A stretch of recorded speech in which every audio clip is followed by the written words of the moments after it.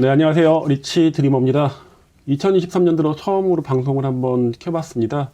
그동안 제가 개인적인 사정으로 인해서 영상을 많이 못 찍었는데요.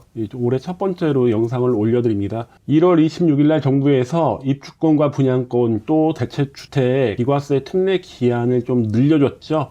두 가지가 발표됐는데, 첫 번째는 공공주택 사업자 등 법인에 대한 종합소득세 완화 내용하고요. 두 번째는 이 입주권, 분양권, 대체주택의 비과세 처분조건 기한의 연장을 발표했는데요. 첫 번째 거는 저희하고 크게 상관이 없다 보니까 이 두 번째 것만 좀 말씀을 한번 드려볼까 합니다. 재개발, 재건축, 그리고 또 아파트 분양을 받으신 분, 아니면 분양권을 매수하신 분한테는 굉장히 중요한 제도니까요.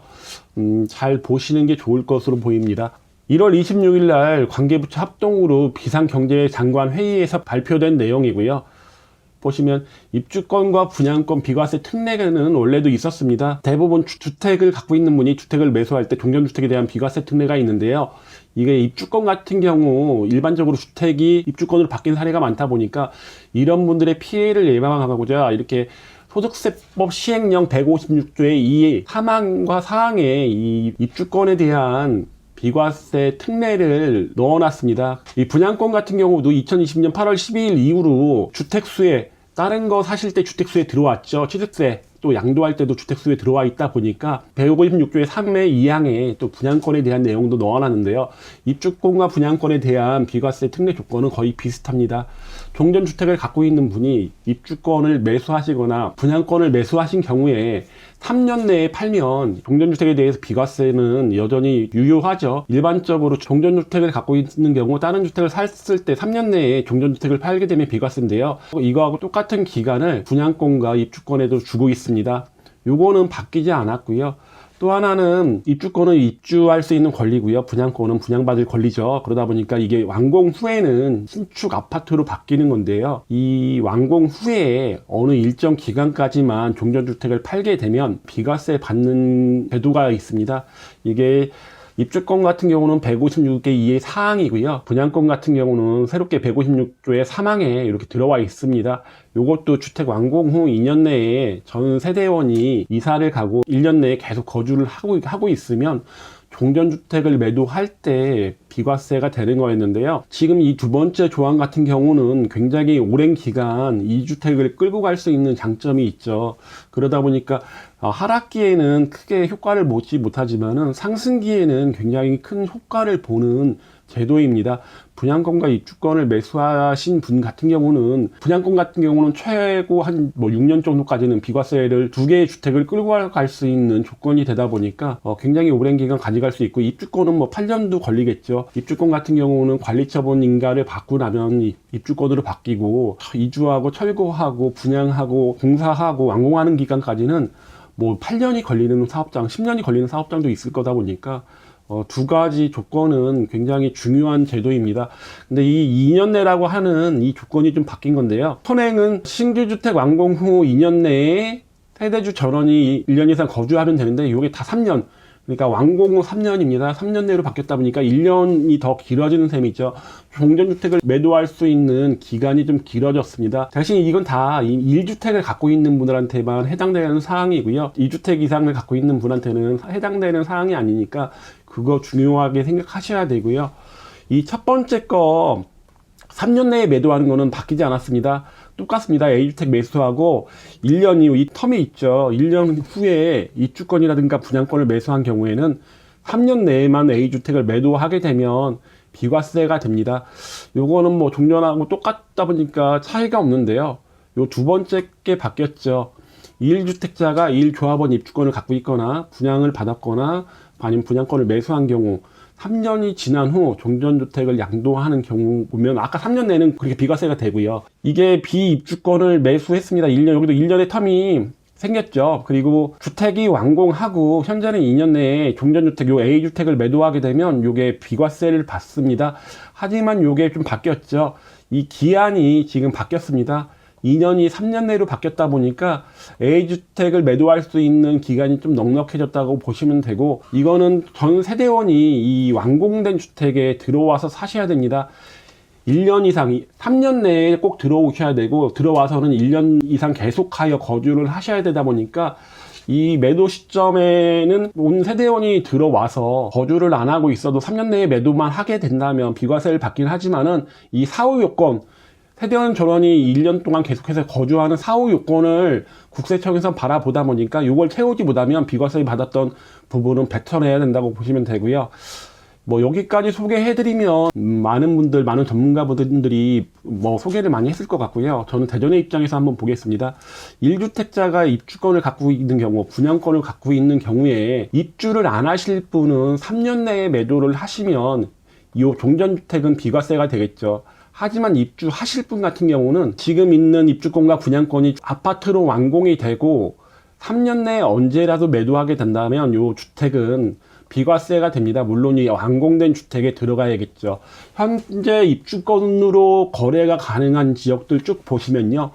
뭐 용문 1, 2, 3 숭어리샘 워낙에 유명한 구역이니까 잘 아시겠지만은 이게 분양권으로 두산타워샵 엘리프가 분양권으로 바뀌어 있죠. 여기가 지금 미분양이 나 있는 상태다 보니까 아파트 미분양이 많다 보니까 많은 분들이 분양권에 대한 관심이 좀 떨어져 있는 건 사실인 것 같습니다. 뭐 도마반동 1구역, 9구역, 11구역, 문화이, 문화동 8, 용두동 1구역, 선화 B구역, 선화구역, 목동 4구역, 선화 2구역, 중천동 1구역, 대흥 2구역, 성남동 1구역, 가오동 1구역 등 굉장히 많은 구역들이 관리처분 인가를 받고 현재 공사 중이거나 공사를 앞두고 있습니다. 지금 노란 바탕으로 칠해져 있는 곳들은 지금 일반 분양이 끝나 있는 상태고요. 그 노란 바탕이 안 돼 있는 곳들은 아직 분양이 남아 있죠. 이제 관리처분 인가를 받았기 때문에 1, 2년 내에는 분양이 가능할 것으로 보이고요. 일반적으로 그냥 아파트 분양권을 매수한 분들도 있겠죠. 호반 서밋 그랜드 센트럴을 시작으로 해모로 더 센트라, 해링턴 플레이스, 휴리움, 여러 가지 굉장히 많은 주택들이 이렇게 분양이 됐었죠. 현재 분양권 상태로 거래가 가능한 부분인데요.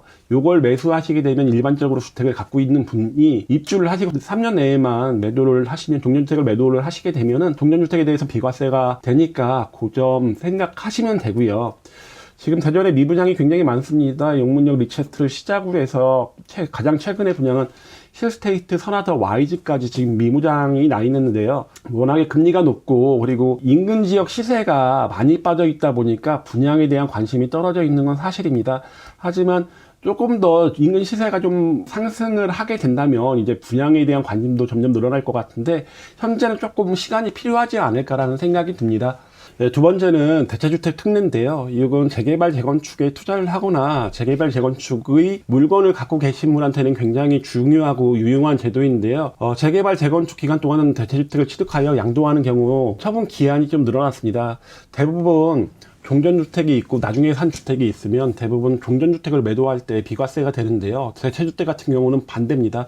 종전주택이 사업 시행 인가 이후에 사고 대체주택을 취득하여 재개발 기간 동안에 살 수 있는 공간 여기에 살려고 이런 주택을 취득하게 된다면 나중에 종전주택이 아파트로 바뀌어서 다 이주를 하게 되면 나중에 산 이 종전주택, 대체주택 같은 경우를 매도하는 경우에 비과세가 되는 굉장히 알고 있으면 유용한 제도인데요.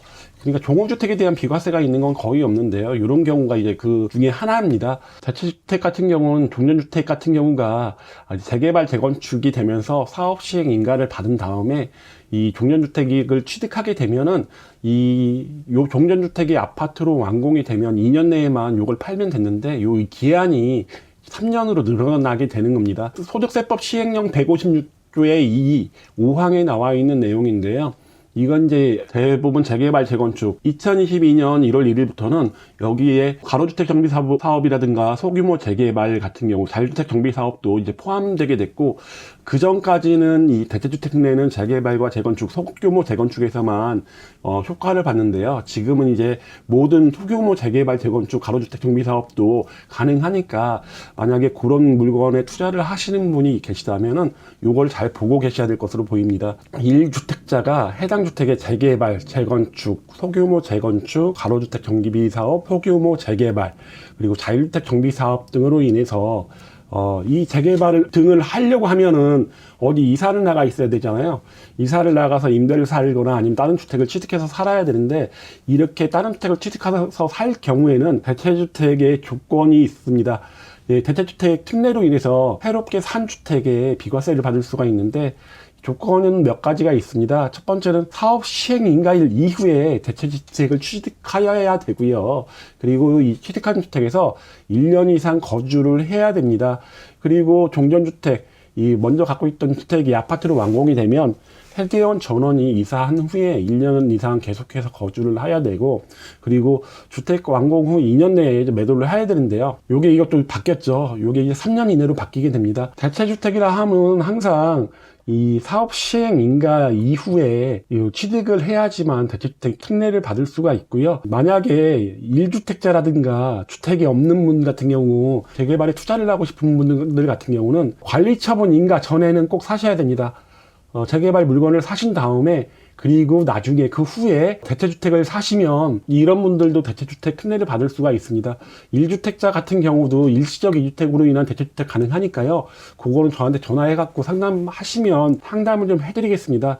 그리고 아까 말씀드린 입주권이나 분양권은 먼저 주택하고 나중주택하고의 1년의 텀이 있죠. 근데 대체주택에는 1년의 텀이 없습니다. 오늘 내가 재개발 물건을 산 다음에 그 다음날 대체주택을 사게 되더라도 이 대체주택 비과세 특례를 받을 수 있으니까 굉장히 유용한 제도입니다. 그러면 대전의 구역별 대체주택 가능 여부를 한번 보면요. 지금 사업시행인가 구역, 이런 사업시행인가를 받은 구역에서는 이제 대체주택을 구입하셔도 대체주택 특례를 받을 수가 있는데요. 동아변동 3구역이나 은행 1구역, 용도동 2구역, 중앙 1구역, 삼성 4구역, 가오동 1구역, 대화동 1, 2구역 등에 있는 물건들을 매수하시게 되면 바로 다음날 다른 대체주택을 사셔도 된다고 생각하시면 되고요.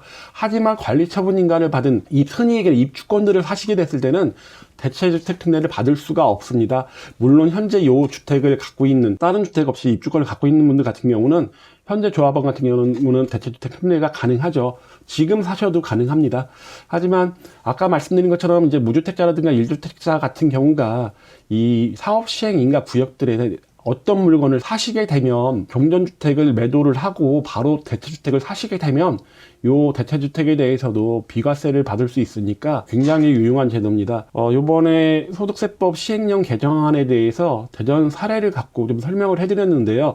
좀 쉬운 부분이 아니라, 아니면 제가 설명을 잘 쉽지 않게 해드렸을 수도 있을 것 같은데, 혹시 자세하게 알고 싶거나 재개발 재건축에 투자를 원하시는 분, 아니면 분양권의 매도를 원하시는 분은 위에 보이는 전화번호로 연락 주시면 제가 상담해 드리겠습니다.